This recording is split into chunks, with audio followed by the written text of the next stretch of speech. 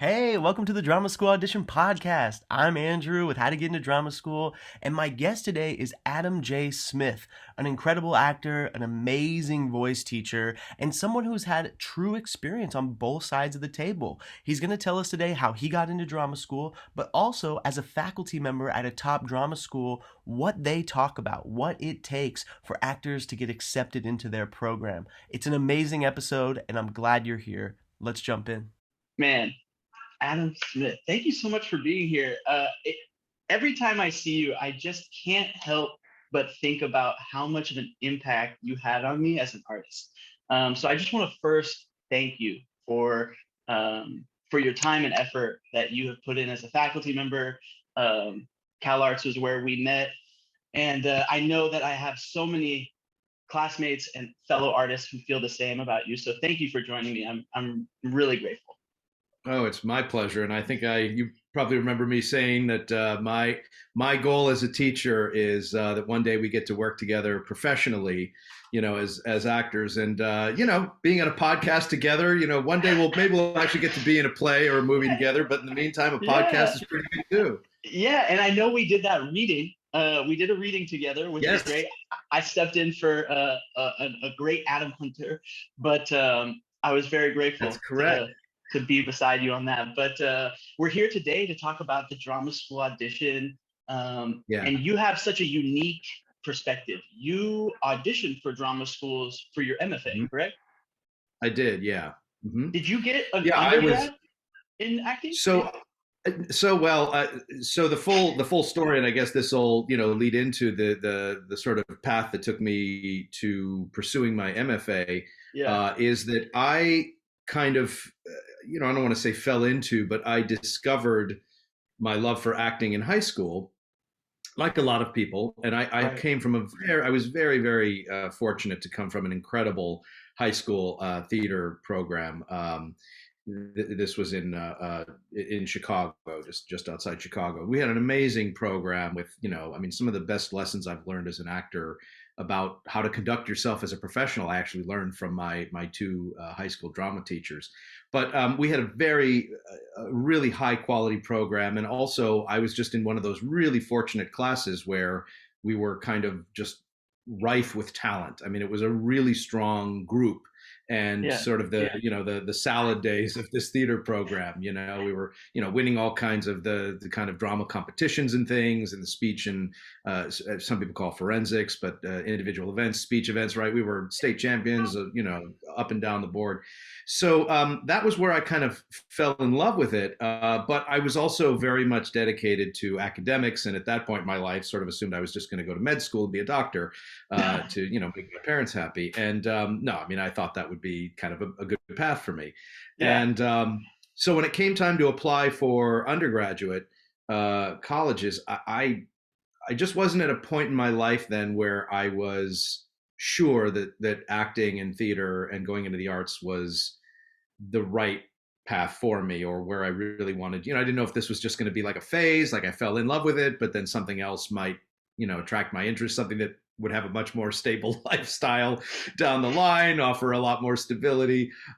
So I wasn't really ready to apply to a conservatory as an undergrad experience. Now, most of my friends in the theater program, in fact, almost all of them did. My best friend, still to this day, from growing up, who's a very successful, Broadway and TV actor.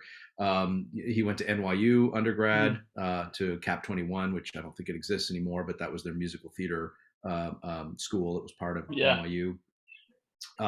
Another good friend of mine from growing up, who also is a Broadway star now, went to Carnegie Mellon undergrad. Another actor had a good run. Went to University of Michigan's conservatory, BFA conservatory. Another one went to DePaul, and I think she's now actually teaching at Carnegie Mellon on their faculty, doing Linklater voice work there. So we had a very, very strong group who went to some really top-notch programs.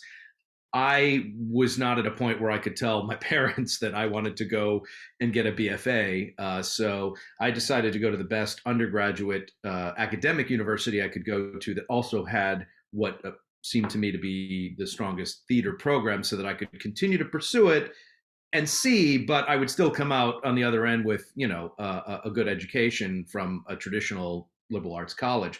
So that's why I ended up going to Duke University in North Carolina for my undergrad, and I double majored in theater and economics. And as I had an uncle who was very smart and funny, who used to say it's a good thing you have something to fall back on when the economics doesn't work out. So I continued to fall in love with theater while I was at Duke. And as you know, that's also where I happened to study with and meet my mentor, Rafael Lopez Barrantes, who eventually would bring me onto the faculty at CalArts, which I'm sure we'll get to. But I finished my time at Duke, and I was still wanting to pursue being an actor.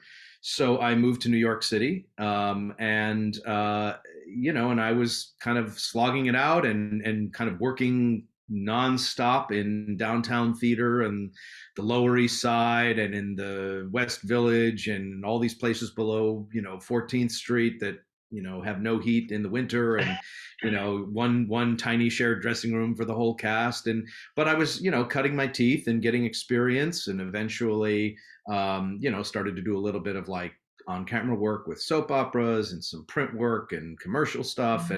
But I was not able to really get any representation in those first couple years out of school. And I think a big part of it was just that I didn't have that kind of entree into the business that a showcase from a major theater program offers you. I mean, it really does make it. It's not the end all and be all by any means. And, I'm sure we'll talk about that as well. And I have advised that from the teacher side of things. I often say, don't look at the showcase as, the make or break, you'll never have a career, or this is going to make you a star moment. But it is a very helpful tool as a part of the process. And so I was finding that doors weren't open to me because, I was just a guy who came out of a, kind of a traditional college. I had no connections. I had no, industry, connections to people who could get me those meetings. And I was just earning kind of my stripes on the ground doing downtown theater for a couple of years, which was great. And eventually after about 2 years, I got my first off-Broadway show that got me my equity card and a nice little New York Times review. All of that was exciting, but I still wasn't going out for, big regional theater jobs or, guest stars on TV shows because I didn't have an agent. I had a commercial agent, but I did not have a theatrical agent. And it seemed to me that if you came out of one of these top programs, that kind of helped. And I also didn't really have like a strict process or technique. I had instincts and I had experience, but I felt like I was lacking a lot of that concentrated training that all of my friends had gotten that really allows you to kind of make sense of what it is you're doing. And, the things that you do well and the things that you know how to do that come easily to you will always come easily to you.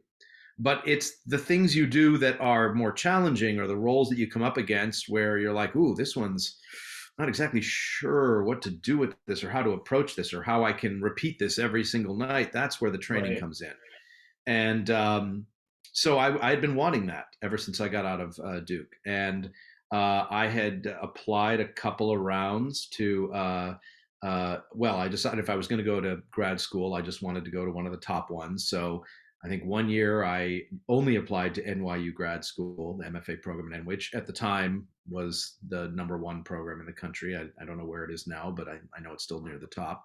But I applied for NYU. I made it down to their final cut, invitation weekend, and didn't make it into the class. And then there was another year where I applied, I think, to NYU and Yale, and when I did that, I had some friends who were I had about 3 friends actually who were all in the first year MFA class at UCSD, UC San Diego at La Jolla Playhouse. And I had never heard of the program, but I had 3 friends there, and they said, you really should look at UCSD. It's the #3 program in the country after NYU and Yale, which are the #1 and 2. And, some people called it the best of the West.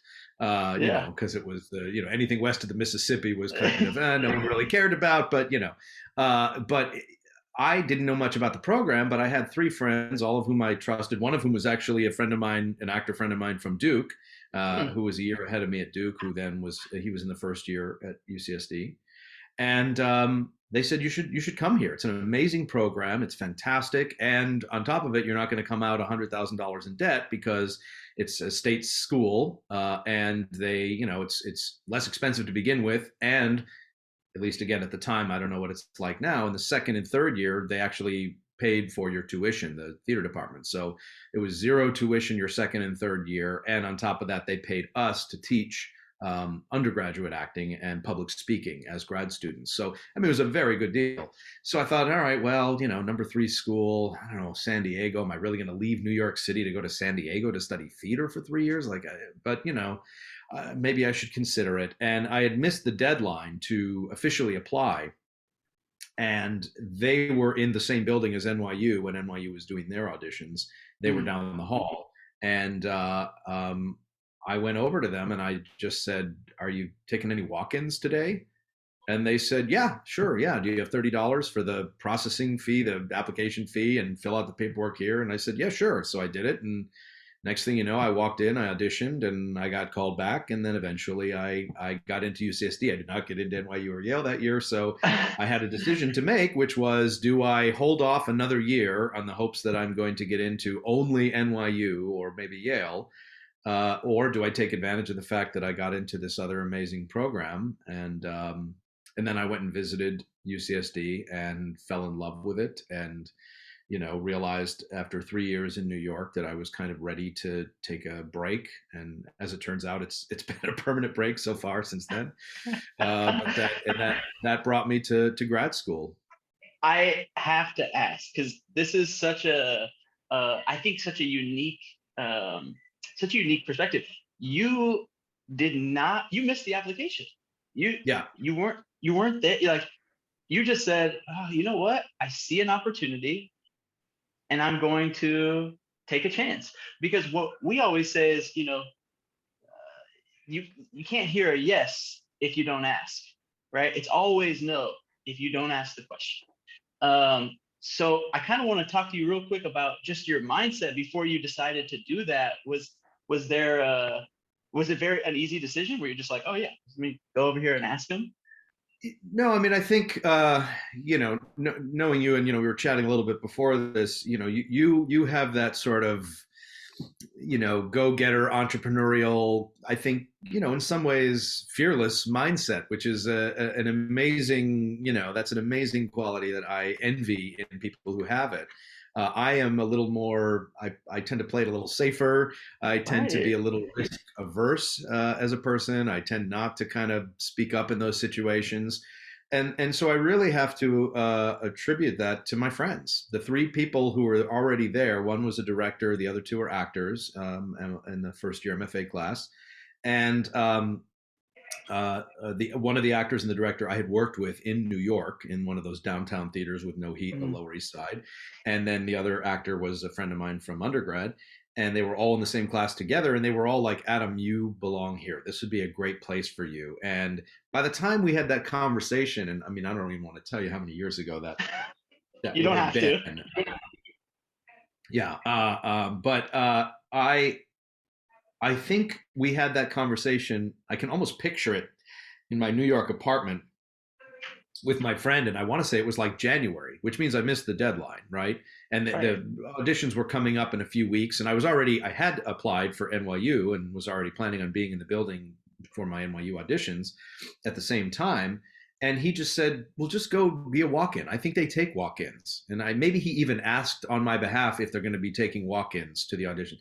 And it was, if I hadn't been so encouraged by my friends who were there, and friends whom I really respected as artists, as actors, I don't know that I would have had the gumption or thought to do it. It was, again, because it was a little uncharacteristic of me to just like walk up and be like, excuse me, are you taking walk-ins today?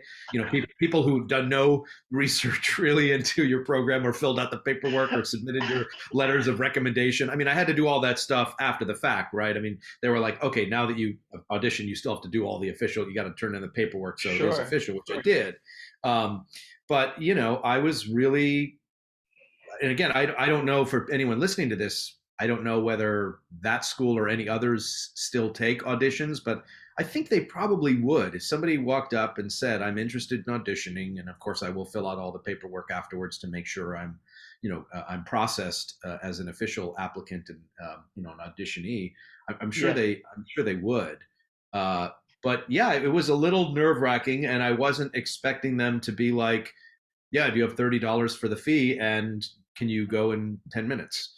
And I was like, yeah, okay, sure. And maybe because of the way it was done, where it didn't give me time to, kind of obsess about it or get too anxious or neurotic about it. It all just sort of happened, which is true of, I think, a lot of audition situations. The less, not that you shouldn't prepare. I was obviously prepared because I had the monologues I was going to do anyway for the other school. But I didn't have time to kind of get into my own head about it. It all just happened so fast that in essence, I think I could just be in the moment and all of a sudden, not get in my own way. I love that. When you picked your monologues, how many, well, first off, how many monologues did you go in with? Did you have a plethora of them, or did you just do what was kind of required of you, which was the 2 classical contemporary? Yeah, I had, I had my classical, my contemporary, and I want to say, and again, this is going back a long way. I think I had about maybe 3 or 4 in the bag as extras, and I do believe that at least one of them was called on to be presented. I remember we worked one of, I think, the initial monologues. I think we worked my contemporary monologue in the quote callback, which was just a little bit later that same morning. But yeah, I think I had the 2 that were ready to present, and then probably about 4 more ready to go.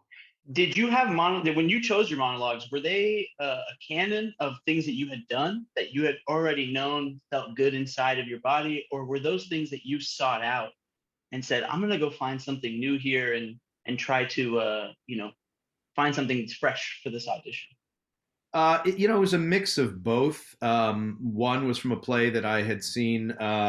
Actually, my younger cousin, who's 5 years younger than me, and also an actor, and he's a professional actor and musician in Chicago, and has done well. And I saw him do a one-man show from a play called House by Daniel McIver. That's fantastic. And I just fell in love with it, with the text, and so I used that as a monologue. And then the Shakespeare monologue, I believe the one that I did in the audition was probably one that I still use, which is the Bastards monologue from King John, which I had worked on with my Shakespeare teacher in undergrad at Duke, who happened to be an RSC actor that they had brought over as a guest artist to teach Shakespeare. And he was the one who had picked that out for me, and then we worked on it together. And, what I liked about both of them, and I'm sure this is something you'll want to talk about, I liked both of them because they were ones, the Bastard is not done all that frequently, mainly just because it's so dense and difficult. And the other one, this one-man show, was not a very widely known play. It was published and it had been done, but not one that I think a lot of people knew at all. And because it's a one-man show that's like an hour long, you could pick just any chunk of it to do, and it's all a monologue anyway. So I figured, at that time I was listening to all of the advice that, you don't want to pick something that's overtired or too many people are going to do. And I actually, now that I've been on the other side of the desk, I have some probably maybe unconventional thoughts about that, the choosing of material and whether or not you should really seek out stuff that no one else has done.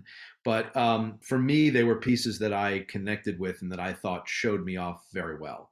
And so I wasn't, and then the Shakespeare, I picked things, that I had come across and worked on in class, and that I thought would be, I was trying to pick things that I thought would play to my strengths, which, that of course is predicated on the idea that you know your strengths, and you have to know your strengths. You Yes. do. And know thyself is probably one of the most fundamental rules, I think, or principles as an actor auditioning, and not just for drama school, but for anything. You have to know your strengths and kind of what it is you sort of give off when you walk into a room full of strangers. And that's not to say we're all transformational, or that's certainly the hope, is that we're all transformational actors who can show the many, many different facets and aspects of our personalities. But there is that sort of core, frequency that we all have individually, and sort of knowing that, I think, is important, when you choose material. Yeah, and you couldn't have hit it more nail on the head. It's what we tell all of our prospective students: is knowing yourself first is so important. Mary Lou used to tell me all the time, how do you expect to step into someone else's shoes when you don't know how your own fit? Those are memories and thoughts I take in every audition I go into. And so I really appreciate you saying that, because it's something we want to hit home, and hit home strong. And then finding pieces that resonate with that part of you and shine that light. So now I actually, maybe you don't remember. It's okay. This is just a fun question I like to throw out. Was there ever anything unexpected that happened in an audition room, specifically a drama school audition room for you? Like, I know sometimes auditors like to change circumstances, or in notes or in conversation. Like, I had an auditor one time who didn't want to work on any piece, but just wanted to talk to me about text analysis. And I was like, I thought this was an audition. Anything unexpected that's ever happened to you as an actor? You'll get the question later on too, as an auditor too. Yeah, I think, every audition situation is unique, and that's part of the terror of it, is that you just don't know what's going to happen when you walk in the room. Sometimes you don't know who's going to be in the room. Then you don't know what the configuration of the room is going to be like. You don't know the mood of the room. Maybe something, maybe they're very frustrated. It's the end of a long day. It's TV film auditions. Now we're doing a lot of self-tape, which is actually, I'm kind of enjoying, because you have a lot more control, I feel like, over the final product that you're presenting. Some people prefer to be in the room in person because they feel like that's the way they can win everybody over. Is that energetic exchange that you have in person. So there's pros and cons to the self-tape thing that we're kind of all doing now. But TV film auditions back when they were in person, they're their own weird thing, and you never know exactly. The unexpected thing is you don't even know who you're reading with. Sometimes you're reading with a reader. Sometimes you're reading with the casting person, who won't even look up and make eye contact with you, and they're just looking down. I've had people who are sitting at their computer, and they're eating a sandwich while they're just, like reading the lines with you. And you're thinking, well, how in the world am I going to make an impression on you? I remember one of the most delightfully fantastic, unexpected audition circumstances that I experienced a number of years ago here in LA. They were doing a production of The Sunshine Boys by Neil Simon, and they were doing it at the Amundsen, which is, for those who don't know LA, that's kind of the biggest theater in Los Angeles, like a 2,000 seat, auditorium that is where all the Broadway shows also come through. And it was starring Danny DeVito and Judd Hirsch as the two, lead characters in there. And so there's a major production. My girlfriend at the time was actually also in the production, and they lost one of the third lead role of the nephew. They lost them in the middle of the rehearsal process, so they had to recast it very quickly. And I got the audition just amazingly, and they, I got 12 pages of sides, and said, this is for this afternoon. They emailed me in the morning, 12 pages of sides for the play, and, said, can you come audition later today at 4 o'clock or whatever? And, I worked on it all afternoon, and I didn't tell my girlfriend at the time that I was getting this audition, but I showed up for the audition, and they just came out of the rehearsal room right when I was, getting ready to do the audition, and she saw me and she said, "Oh my God, what are you doing here?" And she's like, I was hoping they would call you in when I heard that, we lost the actor. And I walked into the audition room, it was the rehearsal room where they were rehearsing the play at Center Theater Group, and the set's all taped out and everything, and the whole artistic team is sitting there. And I walk in, and so they have the rehearsal set, with the armchair and the sofa and everything taped out on the floor, and the director and Danny DeVito are sitting there, and she said, "Hey, just come and have a seat with us here on the set." And so I go over and I sit down in the armchair, and Danny DeVito's sitting in another chair next to me, and the director's sitting there, and she just started off by, and she's British, and this is also a very British thing too. They actually have a conversation with you. They actually talk to the actor to try and get to know you, not just, come in and like a factory, what do? You do your bit and you leave.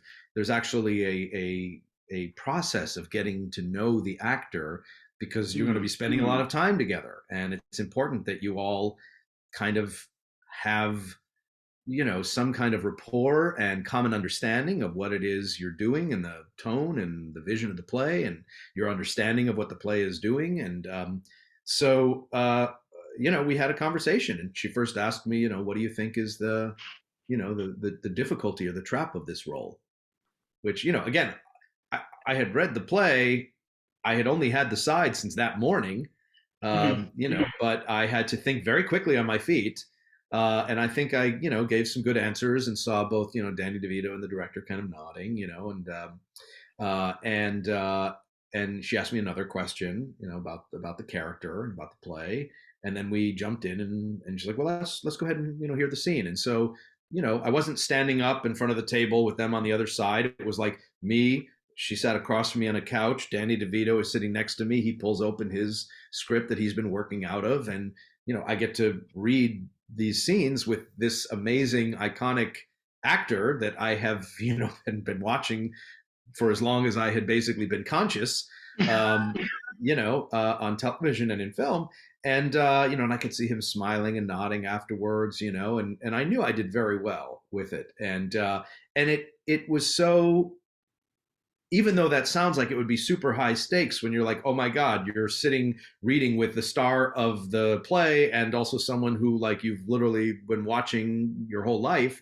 And it actually was the opposite. It made me so much more comfortable, because I got to play with a great actor as two actors reading a scene to one another, which is, of course, so much more indicative of what you can do with a role than standing, with this dividing line of a table between you, where you feel like you're kind of under a microscope, and all these people are just looking at you, and you're trying to give them a sense of what you would do with the role. But, how can you do that without actually having another really good actor there to bounce off of and react to? And I really think that made a big difference. I had a great audition. I know I was very close to getting that. They ended up going with a let's just say a name, because I was not a name. But I'd like to believe that I was the non-name choice if they had to go with somebody who was not a TV movie star person. 100%.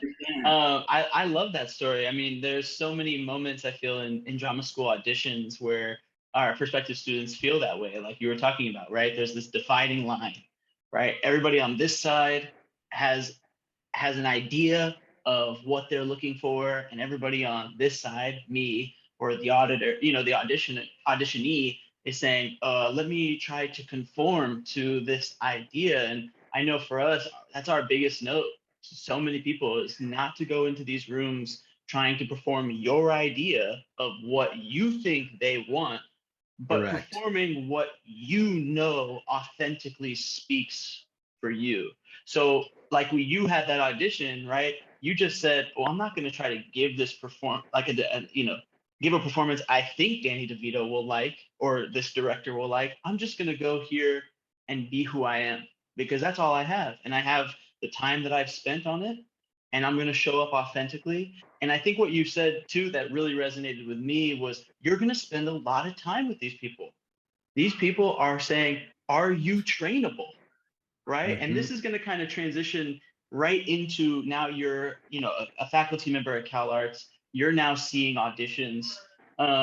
You know, I just kind of want to hear, you know, I know our prospective students want to hear from faculty members, but really, you know, this idea that we are going to spend time together. How trainable are you? And I kind of want to hear your thoughts on this. Like, when people come in front of you and they have fantastic pieces and they're incredible, how often do those people not get into school because they're not willing to either take a note, or you feel like they might not need training? Yeah, I mean, those are good questions, and you made a bunch of really, I think, astute, comments and observations before that as well. Um, you said, you couldn't have said it. I couldn't have said it better than what you did. I always say, don't go in trying to guess what people on the other side of the table are looking for. And I can obviously only speak for myself and my colleagues that I have been doing these auditions with. I can't speak to all of the schools out there, but we really are just kind of open. We are open to whatever students want to bring, and we want to see. And I think you use the word authentic, and that's such a great word. We want to see the authentic self and performer. What is it that excites you? The kind of material you choose, it says something about you, because it says what's the kind of stuff you like, or what do you think showcases your strengths, or what is the kind of material that you respond to, or what are your sort of artistic sensibilities. Don't pick a piece because you think it will land well on the audience. Pick a piece that speaks to who you are, what your strengths are, or even just, I really love this kind of writing and I respond to it. And if we see that you respond well to that kind of writing or that style, that will show through in your work, because it will connect you more. There are a lot of students, I think, who get coached on their auditions, which is great. I think you obviously have to be well prepared, but there are also a lot of students in that process that I think get overcoached, and where it becomes so rehearsed that there is no spontaneity, there is no kind of in the moment room for a possible unexpected reaction moment, a particular read on a line. And you can, as you were saying, sometimes you could see that someone is really great, but they are so fixed in what they're doing that you can give them they can try and throw a wrench in there, which, we're not trying to do it to like see if we can mess people up. What we're looking for is, how malleable are you? How trainable are you? How adaptable are you? Because that is actually one of the requirements of being an actor, is you have got to be able to think on your feet and adapt and let go of things and ideas, because you may do something a certain way for 3 weeks in rehearsal that feels really great, and all of a sudden you go into tech and the director says, you know what, that doesn't really work anymore. I know we had you over here doing that, and now can you actually come in from that other area and have a whole different action when you do that? And it's just for the director, it may be a visual thing or a logistic thing.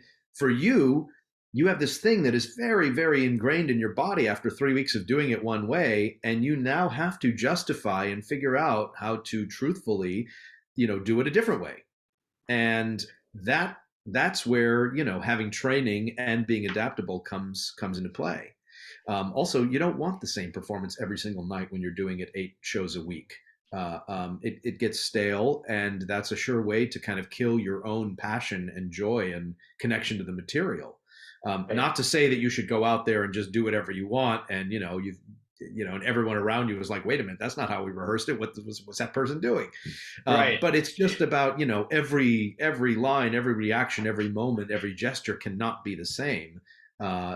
Because it starts to just lose authenticity and connection. So what we're looking for is, sometimes you throw a wrench in there, you give a little bit of redirection, you make somebody do something totally off the wall, different than what the original intention of the piece was, just to see whether or not somebody can play someone can be free and yet still find authenticity and truth in that, different from what they did. So it's just a caution, I would say, that as you are preparing, don't become so fixed that it literally is like you could just, hit rewind and play and it would look exactly the same every single time. That's not a good thing, actually.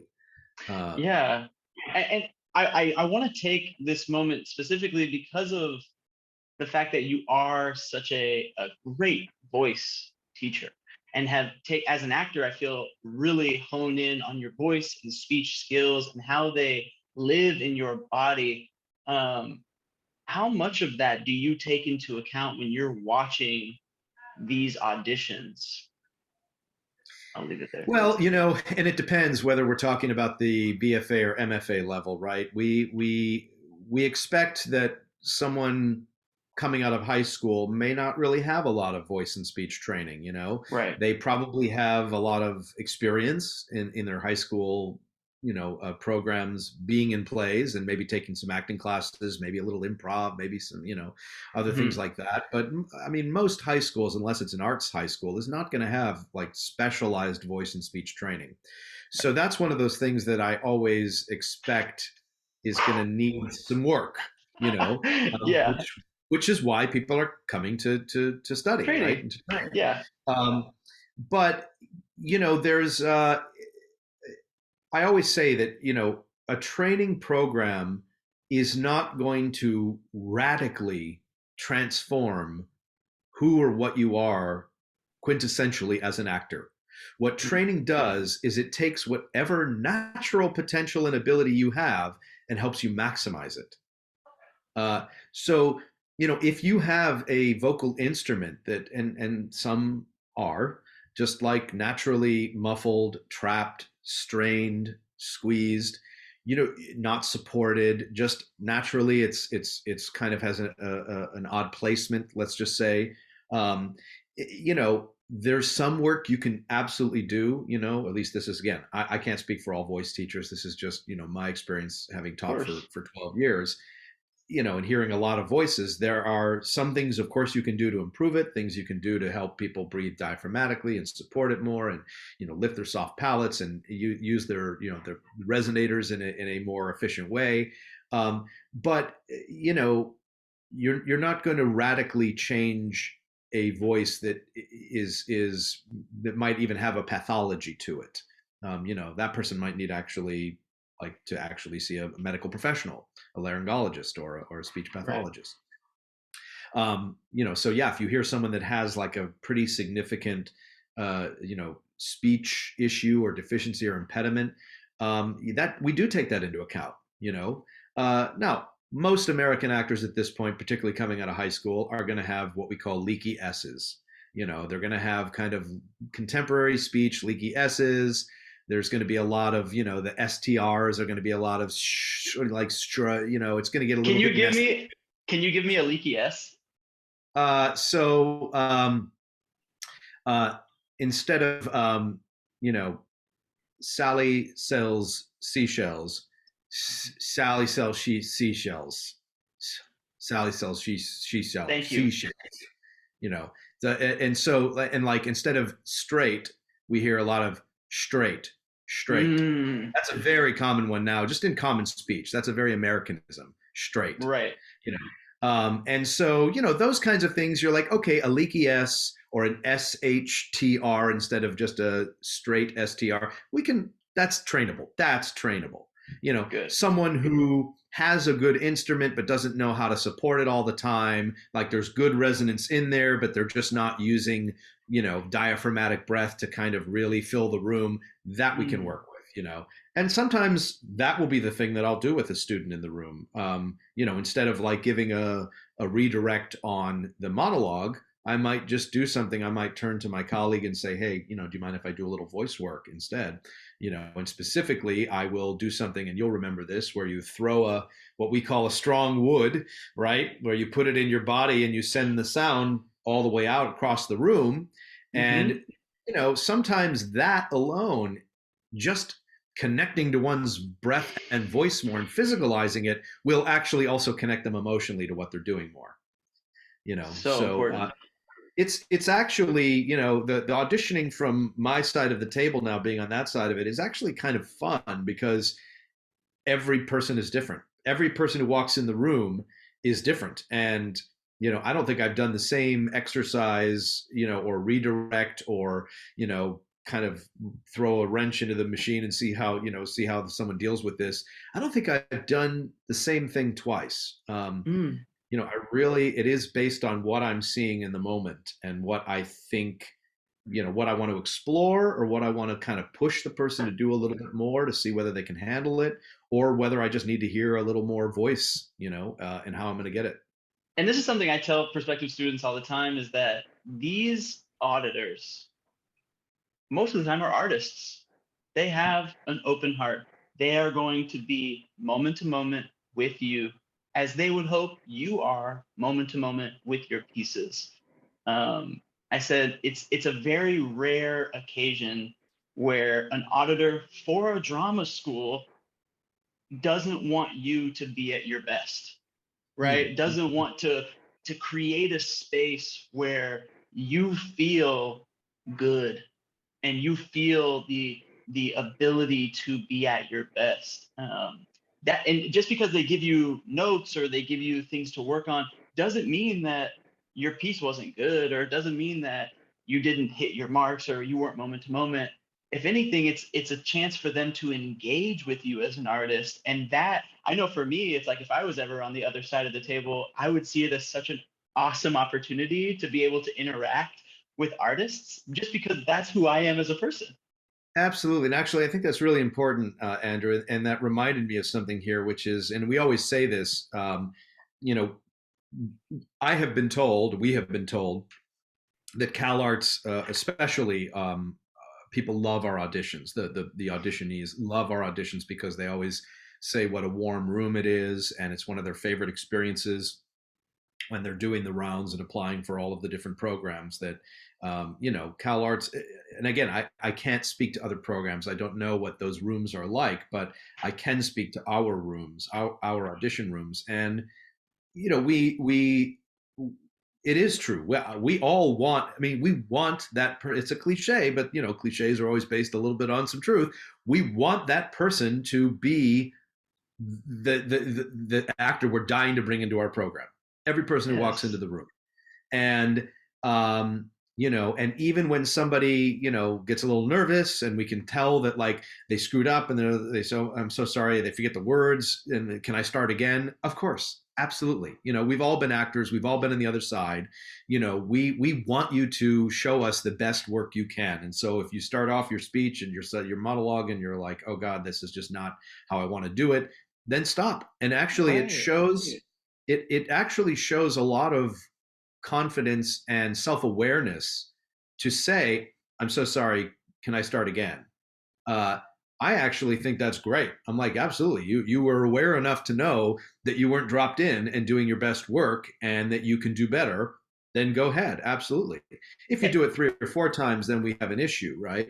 But, I always say at the beginning of the auditions, when we have a big speech and we talk to everybody so they also can meet us and hear about our program, and it's a really nice kind of diffusing of tension and anxiety before what is, no matter what, a nerve-wracking, kind of procedure for everybody involved.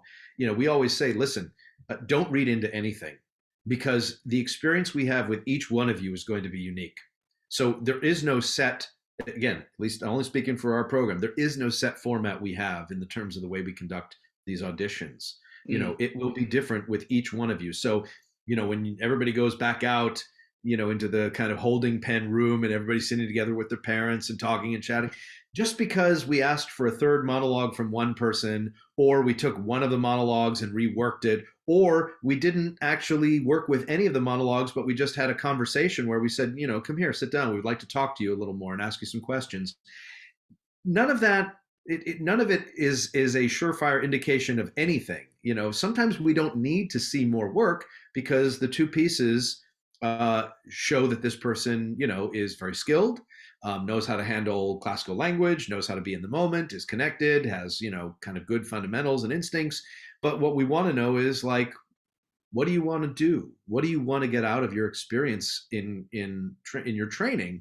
Because that also is a factor. Like, you're obviously very skilled. This may not be the place for you, or this might be the perfect place for you, and it kind of depends on what you're looking for. And that's also an important part of this exchange, is to find out, A, are we going to do right by you, and B, are you the kind of person that's going to really add to our community and kind of fit in, as well as bring something really new to it. Yeah, yeah. I love that. How much does I feel like something I dwelled over as somebody who was auditioning for drama schools. I dwelled over for so long. Maybe it was because I was dyslexic, and maybe because I was a poor writer. But how much does the artistic statement, how much weight does that hold for auditors when they're playing into the whole circumstance of accepting students?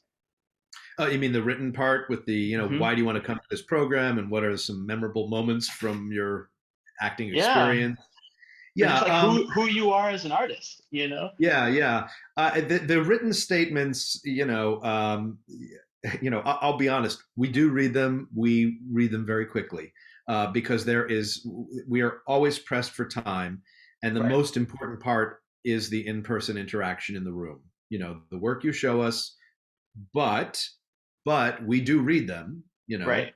We will read them, and if it's obvious that you just wrote something very generic, Hmm. uh, and something that, I think one of the questions is, why are you interested in CalArts? And if someone just writes, oh, because it's one of the top programs, and I really think, I want to get great training at a top program, and it's like, well, sure, but you need to put more thought into it than that, because yes, CalArts is a highly ranked program, but it's also very different from a lot of other programs out there. And Juilliard is Yeah, different from Carnegie Mellon, is different from BU, is different from UNCSA, it's different. right. Um, every school is going to be different, and you ought to know.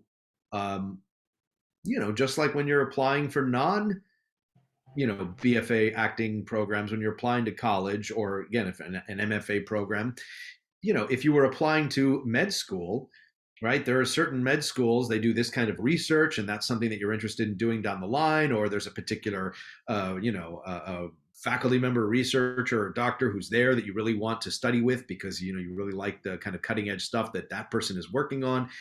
You have to do the research to know why it is. If you're just saying, well, I applied to all the top schools just to see whoever will take me, that might be the truth, right? That might be the truth, but you should probably have at least a better constructed answer than that. Yes.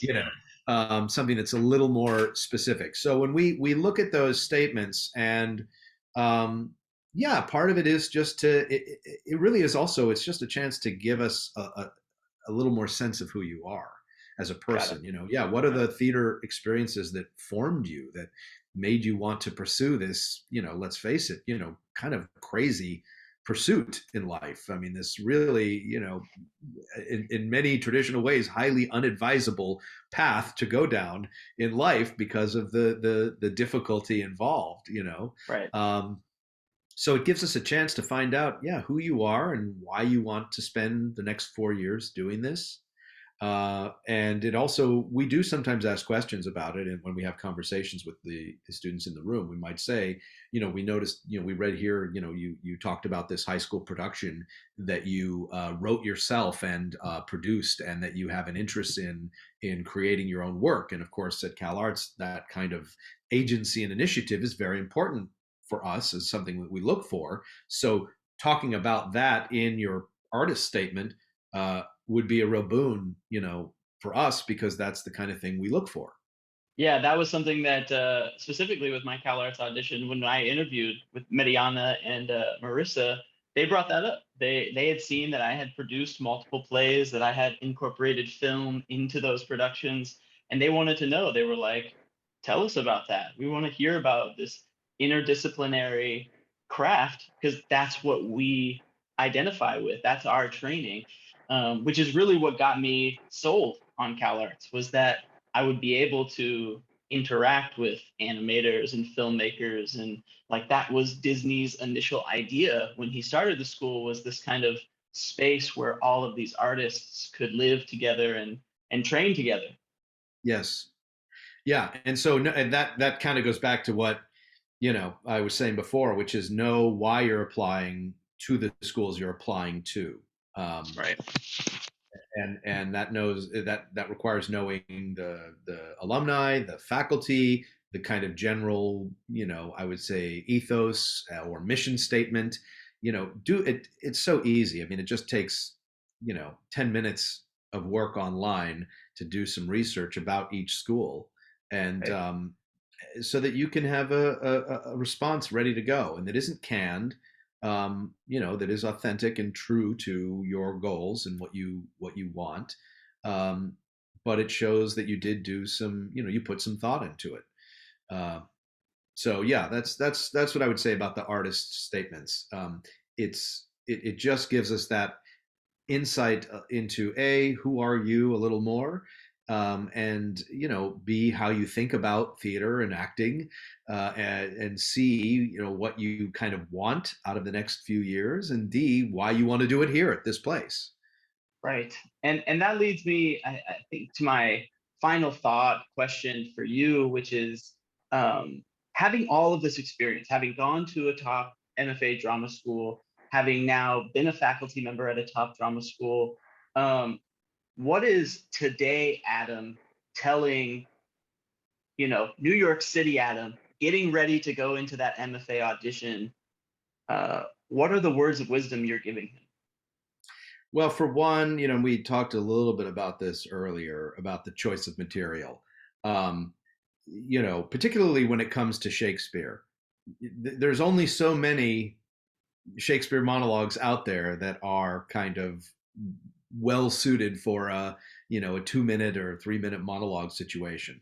So don't obsess about trying to find that really obscure piece of classical text that no one has ever done before. I mean, sure. How many violas? I left no ring with her. What means this lady have I seen at this point? I can't even count. I mean, sometimes on the same day, I'll hear it 5 times.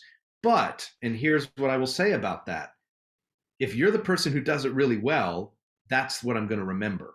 Mm. So, it can actually work in your favor, I think, to do something that is, let's just say a more commonly known piece that might be more likely to be chosen by other people, if you're the one who does it really well.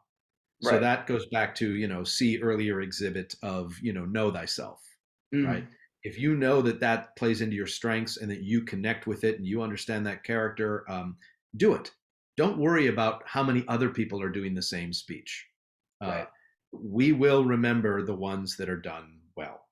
So I would just say, rather than spending your time trying to find the perfect monologue from kind of an intellectual place of like, what's the one that no one's heard before? What's one that's really kind of, going to be really unexpected, or what? You obviously you have to find good writing, right? Good writing leads to good acting, because good writing does a lot of the heavy lifting for you as an actor. So that's why we like good writers. So find good writing, but find good writing that you think is good because it just touches you or speaks to you or connects with something in you. And then just trust it and work on that because you enjoy doing it. And that's another part of it is, don't forget that we need to see you enjoy what you're doing. Yes, this is nerve-wracking. Yes, this is frankly a completely manufactured and strange, situation. I mean, think about it. We use auditions, and yet the audition process in no way reflects or looks like a rehearsal process or the final performance. There's nothing about it that resembles what it's actually like once you are accepted into the program or given the job if you're auditioning for a role. There's nothing about it. It's totally odd and kind of this weirdly fabricated situation.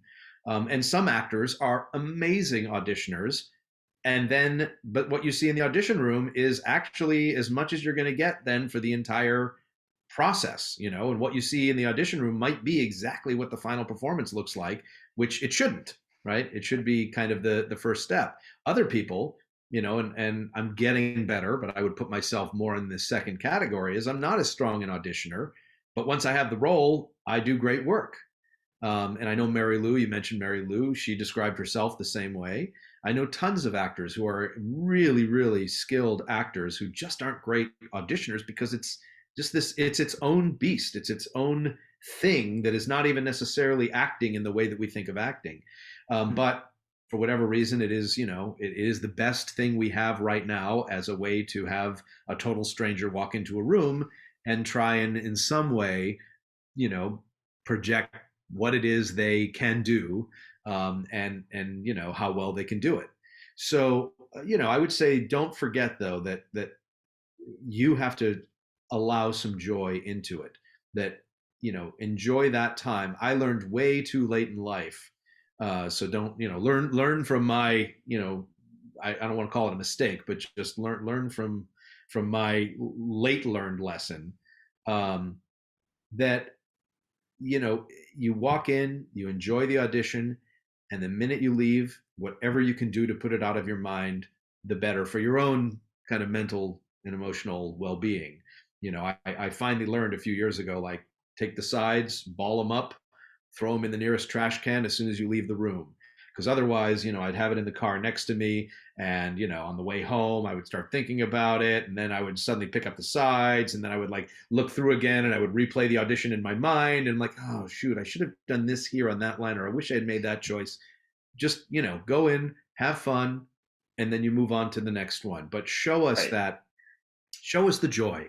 Don't forget to have fun with it. I think my 20, I guess, what about 25-year-old me when I was auditioning for grad schools, or 24, 25-year-old me, it's just so fraught. It's so fraught. And that's why I think being a walk-in helped me personally, because I didn't have time to get in my own head. I didn't have time to psych myself out, and I just had to sort of jump in and do it.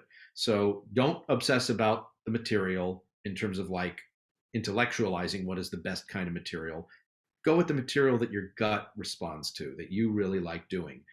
And because you like doing it, don't forget to let us see that you like doing it, that you really you're doing this because you love it, because you have a passion for this. And yeah, the third thing is that, and I know people have heard this a million times, we mentioned it earlier, but the people in the room really do want they want you to be fantastic when you walk in. They really do. You are starting, you are starting from an advantageous, point when you walk in, not a deficit. But everything from the time you walk in the room does start to, kind of rebalance, where the needle is. You start absolutely on the positive, in that before you've even walked in the door, we're like excited and looking at the resume and reading the statement and like, okay, let's see what this person has. The minute the door opens, now, it is in your hands to kind of control whether you stay in that sort of positive territory, or whether, it starts to kind of dip and, it gets uncomfortable, or things start to go south. So yeah, I had a I'm sorry, just real quick about going south. Oh, go for it. When I was auditioning for Juilliard, I literally was standing, I was next up, and this girl who was next to me was just doing this rocking. She was in a rocking mode, and I was just kind of looking at her like, oh, you're all right, like. And she went in. She came out about 2 minutes later, maybe a minute later, crying, and the auditor was running after her. Come back, it's okay, and she beelined out of there. And talk about just like the transition, like they knew I was next, right? And so he saw that she wasn't, he looked down at me and said, oh, Andrew, gave me a hug, kind of like cleansed the space for me and for him, and we walked in to do the audition. And it's just one of those things where it's like you are in charge. This is your space. How you decide to handle it is up to you. Absolutely. And to your point, you don't know what else is going to happen around you that you have absolutely no control over. There could be a fire alarm that goes off in the middle of your audition. Who knows? I mean, somebody could accidentally open the door and walk in when they're, not supposed to. I mean, obviously, they're relatively well-controlled environments, and we have monitors and things to make sure something like that doesn't happen. But it could, it could. The power could go off. I mean, there's a million things that could go wrong. Somebody could forget to turn their phone off, although, we're very good about that. That's never happened. But, anything could go wrong. I've had people trip and fall on the way out of the door as they were leaving, and it's heartbreaking. And I'm sure that person thought, oh, is that me? Is that why I'm not going to get into the program? And it's like, no, we're not. We're like, oh, well, you did great until that, pratfall on the way out the door. No, we want you to do well. We really do. Right. And that's a very hard thing to remember. And that's not always true of all casting people, I would say, in my experience as an actor on the other side of it, in front of the table. Right. That is not always true. As I've said, there are people who certainly, if they wanted us to succeed as actors, they weren't really, they weren't putting that on display too much, but it's also different when it gets into the kind of professional world where, the person who's there on the, behind the table is hired by somebody else, and there's pressure and there's money involved and there's, time constraints and right. All kinds of opinions involved. So the professional casting / auditioning world is a little different, but I would say certainly when it comes to drama school, I think every drama school wants the next person to walk in to be their, next star, student in their incoming class. And when that person is really good and it goes great, and then they leave the room, we'll often say, we're going to have to fight for that person because we can just tell that is the kind of actor that is going to be sought after. And that's the best kind of situation you want to be in. And sometimes we'll even say to them, we have a feeling you will probably have other options, other choices to make when this process is over. So, sometimes it's almost a little bit of a sales pitch on our part that we would like to, tell this actor why we think they would do well in our program.